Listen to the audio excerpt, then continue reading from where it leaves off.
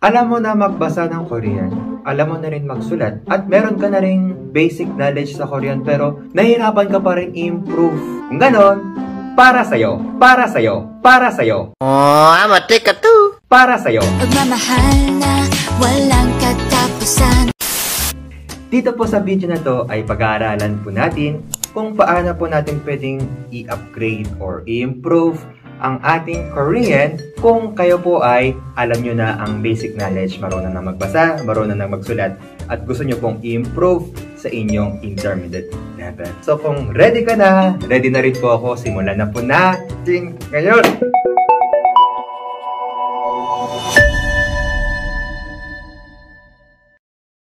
Unang-una, step 1. You have to imitate the feeling and the emotion. So, kunyari, meron po kayong narinig na isang Korean, pega apa. Hindi nyo po dapat sabihin na gagayahin nyo lang, pega apa.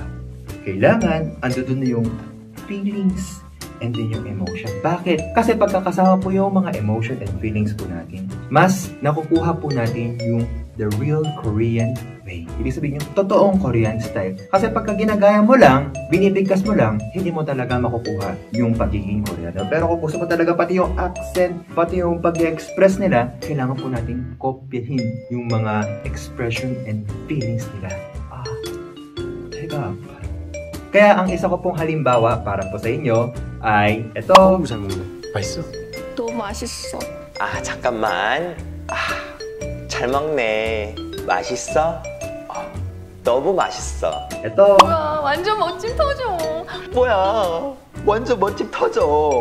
Dito po sa mga video na to, kadalasan ay pinapagawa ko po yung parody or parang reacting ng mga Korean drama para po sa mabilis na pag-upgrade ng kanilang Korean comprehension. At tested and proven na napaka-effective ng paraan po na ito. Lalo-lalo na po sa mga naturuan ko po ng Korean class sa ating free Korean class with Joshua Cho.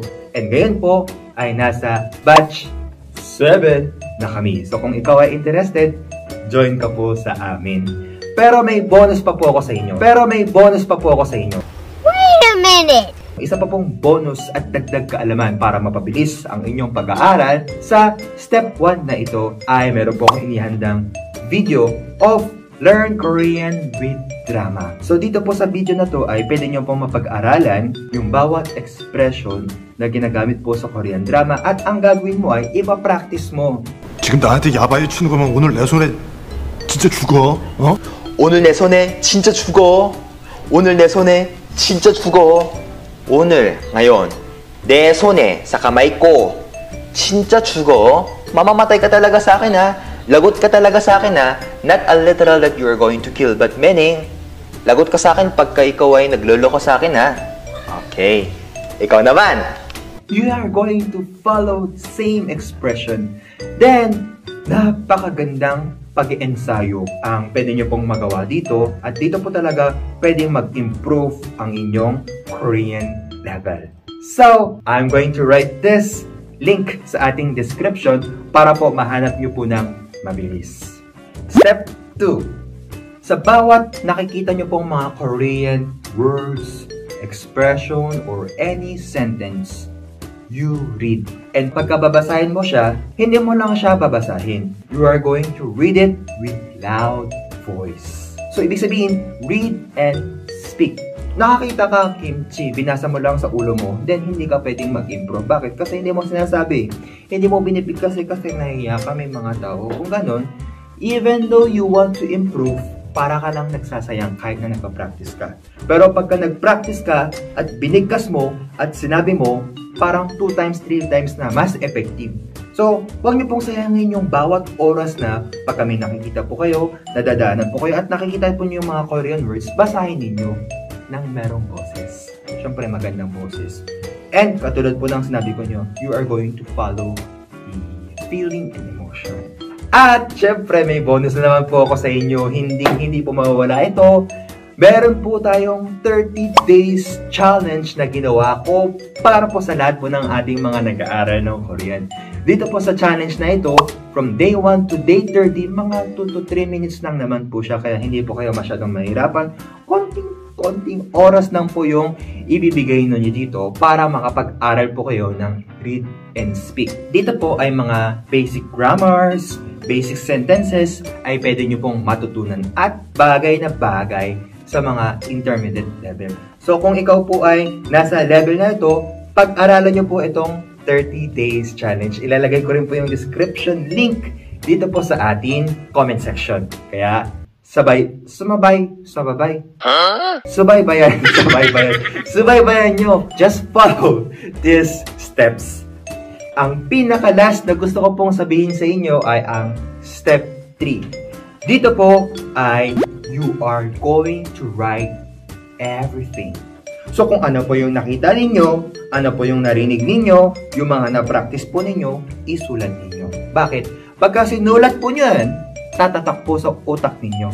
As in talagang hindi mo siya makakalimutan. Sir, paano yun? Ang dami kong nakita, so bawat nakita ko isusulat ko. Kahit hindi nyo na po ganun. Kung masipag ka, pwede rin. Pero po, basically, ang pinaka-advice ko, bago kayo matulog, para lang kayo nagsusulat ng diary. Nakapagsulat na ba kayo nun? Kasi kami, nung bata ako, sa school namin, or yung magulang namin, lagi kami pinagsusulat ng daily diary. So kayo din, kung ano po yung mga ginawa nyo sa araw na yon, halimbawa, 오늘은 today 치킨하고 피자를 먹었다. Kung ano po yung gusto nyong isulat, pwede po siyang parang pa-declarative or parang informal na 먹었어. 친구랑 먹었어. 오늘은 영화를 봤어. 오늘은 드라마를 봤어. Kung ano po yung ginawa ninyo, yung nakita ninyo, yung mga na-experience ninyo sa buhay ninyo, isulat nyo lang sa Korean. Siguro naman nasa intermediate level na kayo at alam nyo na po yung gagawin nyo dito. And based on my experience, pinaka effective way para po tayo ay lumipat sa panibagong level ng advance. So, I think this is really effective kasi ako mismo ganun din po ako natuto at nag-aral ng Korean kasi sa Pilipinas po ako lumaki. And syempre, para po ay makapagbigay ng tulong at guide din po sa inyo ay I will be giving you another bonus! Palakpak naman kayo dyan, gamit ko ng binigay na bonus. So, ito po, ang pinaka-last na bonus na gusto ko pong sabihin sa inyo ay meron po akong ginawang Korean hanja word. Ibig sabihin, isang Korean character lang siya, pero ang daming related, connected na mga similar or other meaning of word. Hindi ko na papahabain pa. Matututunan nyo po siya pagkakasabay po ng word na yun. Check nyo na lang po yung link natin. Ilalagay ko rin po siya sa ating description link para po madali nyo po mahanap. And syempre, isa pa pong guide and tulong na rin is pwede nyo pong gawin yung Korean grammar playlist. Dito po kasi, pinakamadali po sa inyo para maisulat po ninyo yung mga gusto nyong sabihin ay dapat alam po natin yung basic sentence construction. So, alam nga natin sabihin pero nahirapan tayo paano siyang i-construct. Ano ba yung mauna, yung noun ba, yung verb ba, yung objective.